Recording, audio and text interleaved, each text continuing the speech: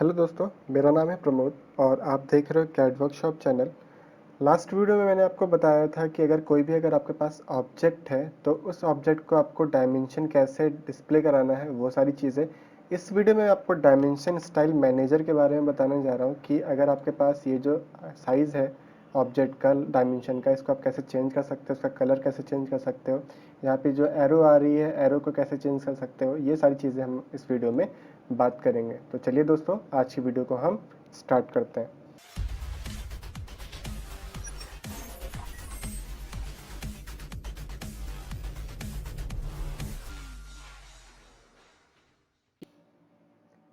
सबसे पहले हम जानेंगे डायमेंशन स्टाइल मैनेजर के बारे में। तो डायमेंशन स्टाइल मैनेजर की जो आपकी शॉर्ट की होती है वो होती है आपकी डी एंटर। डी एंटर तो यहाँ पे डायमेंशन स्टाइल मैनेजर ओपन होके आ जाएगा।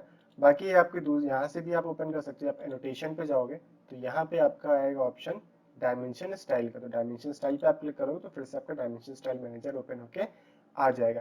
तो यहाँ पे बाय डिफॉल्ट आपके पास तीन स्टाइल्स हैं, एनोटेटिव, आईएसओ स्टैंडर्ड और स्टैंडर्ड। ठीक है। तो set current, new, modify, compare, override का और ऑप्शन आता है। इसका क्या मतलब होता है कि जैसे आपके पास कोई करंटली यहाँ पे स्टाइल है, तो जैसे आप अलग अलग स्टाइल क्रिएट करना चाहते हो तो कौन से स्टाइल को सेट करना चाहते हो उससे सेट करंट कर सकते हो। कोई नई स्टाइल आपको क्रिएट करनी है तो हम न्यू पे क्लिक करेंगे। तो कैसे नई को क्रिएट करेंगे ये भी हम आगे जानेंगे। मॉडिफाई यानी कि अगर कोई पर्टिकुलर आपके पास डायमेंशन स्टाइल है उसको आपको मॉडिफाई करना है तो उसको आप मॉडिफाई कर सकते हो। ओवरराइड यानी कि मॉडिफाई ओवरराइड में क्या डिफरेंस होता है कि अगर मॉडिफाई करते हो तो वो जो स्टाइल है वो सिर्फ पर्टिकुलर उसी ड्राइंग के लिए, मतलब जिस ड्राइंग पे आप काम कर रहे हो उसी को चेंज करेगा। ओवरराइड आगे जितनी भी आप ड्राइंग्स पे काम करोगे सारी ड्राइंग्स की चेंज कर देगा।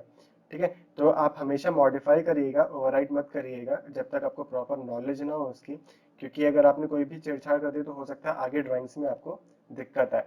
कंपेयर क्या करता है कि अगर आपको दो स्टाइल को एक दूसरे के बीच में कंपेयर करना है तो सब में क्या क्या चीजें चेंज है तो वो सारी चीजें आप यहाँ पे देख सकते हो। तो हमारा जो मेन टॉपिक है ये हमें देखना है कि इसका टेक्स्ट का साइज वगैरह कैसे चेंज करते हैं, तो उसको हम समझते हैं। सबसे पहले हम क्या करेंगे, डी एंटर। डी एंटर करने के बाद ये ISO 25 से मैंने ये सारी चीजें बनाई थी तो इसको मैंने मॉडिफाई पे जाना है। मॉडिफाई पे जाना है, सबसे पहले क्या करना है, यहाँ पे देखो आपका ऑप्शन आएगा line, symbol, text, fit, primary unit, alternate unit and tolerance. तो क्या होता है सबके बारे में समझते हैं। लाइन, तो लाइन जैसे यहाँ पे देखो आपका सैंपल फाइल आ रहा है तो सैंपल फाइल से यहाँ पे आप चेक कर सकते हो कि डायमेंशन लाइन कौन सी, एक्सटेंशन लाइन कौन सी है। तो जैसे हमें डायमेंशन लाइन का कलर क्या चाहिए, रेड चाहिए, तो देखो डायमेंशन लाइन का कलर क्या हो गया, रेड हो गया। लाइन टाइप आपको डॉटेड चाहिए, क्या चाहिए, वो सारी चीजें आप यहाँ पे चेंज कर सकते हो। आपका लाइन वेट कितना होगा, सारी चीज चेंज कर सकते हो।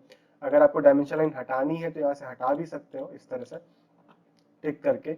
एक्सटेंशन लाइन का कलर क्या होगा ये चीज आप यहाँ पे चेंज कर सकते हो। एक्सटेंशन लाइन का किस टाइप की लाइन होगी, लाइन वेट, उसका थिकनेस कितनी होगी, सप्रेस अगर आपको हटाना है तो हटा सकते हो। एक्सटेंड बियॉन्ड डायमेंशन लाइन यानी कि डायमेंशन लाइन के बियॉन्ड कितना एक्सटेंड करना है वो वैल्यू यहाँ पे दे रखी है।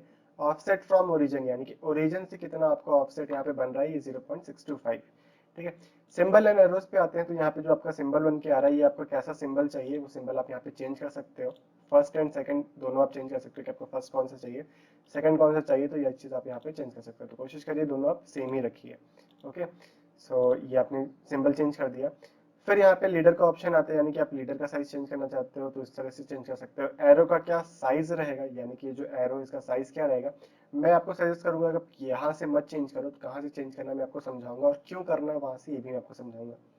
सेंटर मार्क आपको चाहिए नहीं चाहिए, मार्क या लाइन, यानी कि अभी आपकी सेंटर मार्क दिख नहीं रहा है, इसका जब आप साइज बढ़ाओगे तो सेंटर मार्क भी यहाँ पे आपको दिखने लगता है। ठीक है। डायमेंशन ब्रेक, फिर आपका यहाँ पे आर्क लेंथ, जो जो मेन मेन चीजें हैं मैं आपको यहाँ पे सिंपली बता रहा हूँ। तो फर्स्ट और एरो का साइज मैंने बता दिया। फिर इसके बाद आता है आपका टेक्स्ट का ऑप्शन, यानी कि ये जो टेक्स्ट लिखा हुआ है टेक्स्ट का स्टाइल क्या है। ठीक है। टेक्स्ट का कलर क्या रहेगा, कि आपका जो टेक्स्ट है वो किस कलर में लिखना चाहिए, बैकग्राउंड का उसका कलर क्या होना चाहिए, इस तरह से आप चेंज कर सकते हो। बहुत गंदा लग रहा है, इसको वापस में कैसे कर देता हूँ। फिर यहाँ पे आपका टेक्स्ट की हाइट कैसे चेंज बढ़ानी है, तो यहाँ से ये चीज भी आप बढ़ा सकते हो। ठीक है। फिर यहाँ पे जो टेक्स्ट का प्लेसमेंट है ये कैसे होगा, यानी कि आउटसाइड होगा या सेंटर होगा, देखो उससे यहाँ पे चेंज होता रहता है सब। एबव होगा, ये सारी चीजें आप देख सकते हो। फिर यहाँ पे आपको ऑप्शन आता है फिट का। तो सारी चीजें आपको जो भी करनी है यहीं पे करनी है, यानी कि जो भी यहाँ पे आपको न्यूमेरिकल वैल्यूज दिख रही हैं यहाँ पे आपका ऑप्शन आता है, फिट पे जाओगे तो यूज ओवरऑल स्केल का ऑप्शन आता है। बाय डिफॉल्ट जो वैल्यू रहती है इसकी यहाँ पे 1 रहती है। इस वैल्यू को अगर मैं यहाँ पे चेंज करूंगा तो क्या होगा, जो भी यहाँ पे आप वैल्यू इनपुट करोगे ये ऑटोमेटिकली जो भी यहाँ पे न्यूमेरिकल वैल्यूज है उससे मल्टीप्लाई हो जाएगी। तो यहाँ से अगर आप वैल्यू चेंज कर रहे हो तो एक प्रोपोर्शन यहाँ पे आपका सही से चलता रहता है। तो आपको बार बार नहीं चेंज करने की जरूरत है, बस एक चीज आप चेंज करो, बाकी जो टेक्स्ट का साइज है, एरो का जो साइज है, वो सारी चीजें ऑटोमेटिकली आपकी बढ़ जाती है। तो अभी मैं प्राइमरी यूनिट पे आता हूँ, इसको एक बार चेक कर लेते हैं। जैसे मैंने यहाँ पे 2 किया, तो यहाँ देख रहे होगे कि आपकी जो साइज है ये थोड़ी छोटी है। अब क्या हो जाएगी, जस्ट डबल हो जाएगी, मैंने क्योंकि 2 दे दिया है। ओके किया और इसको मैंने क्लोज किया, तो देखोगे आपकी डायमेंशन देखो जिस तरह से मैंने सेट किया था वैसे ही ये सेट हो गई है। तो वापस मैंने डी एंटर किया, मॉडिफाई पे गए और प्राइम फिर ट्यूब पे इसको मैंने 1 कर दिया। बाकी आपके अकॉर्डिंग आपको जितना छोटा करना है, जितना बड़ा करना है, यहाँ पे स्केल आप इनपुट कर सकते हो, ठीक है। फिर यहाँ पे आपको ऑप्शन आता है प्राइमरी यूनिट का, यानी कि यूनिट जो है आपकी, जैसे मैंने स्टार्टिंग बताया था आपका यूनिट सेटअप, तो एक आपकी यूनिट थी आपका ड्राइंग यूनिट, ये है आपकी डिस्प्ले यूनिट।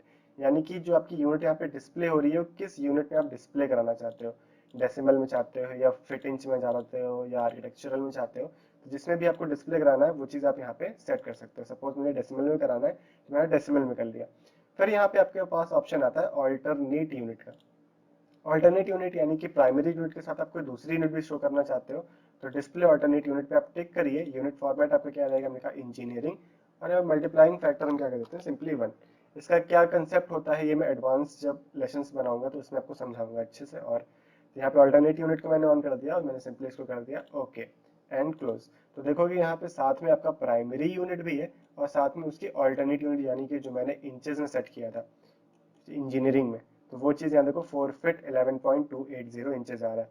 अब यहाँ पे ये जो कॉमा बन के आ रहा है इसको हम कैसे सॉल्व करेंगे, तो हम डी एंटर करें, मॉडिफाई पे जाओगे, मॉडिफाई पे जाने के बाद यहाँ पे आपका प्राइमरी यूनिट में यहाँ पे डेसिमल सेपरेटर देखो कॉमा आ रहा है, इसको हम कर देंगे पीरियड में, ओके एंड क्लोज। तो ये देखो चीजें आपकी आ गई।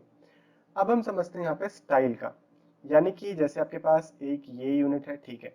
अब मैंने यहाँ पे एक लाइन कुछ इस तरह से बनाई और इसकी मैंने यहाँ पे डायमेंशन कुछ मेजर कर दी इस तरह से, तो इतनी दूर से मुझे देखने में कुछ दिक्कत हो रही है, तो हम क्या करेंगे, डी एंटर करेंगे, मॉडिफाई पे गए और फिट पे जाके मैंने इसकी वैल्यू को कर दिया 5 सपोज सेट, ठीक। तो ये तो सेट हो गया, बट ये सारी चीजें आपकी देखो खराब हो गई। तो इसको कैसे सेट करेंगे इसको हम समझते हैं।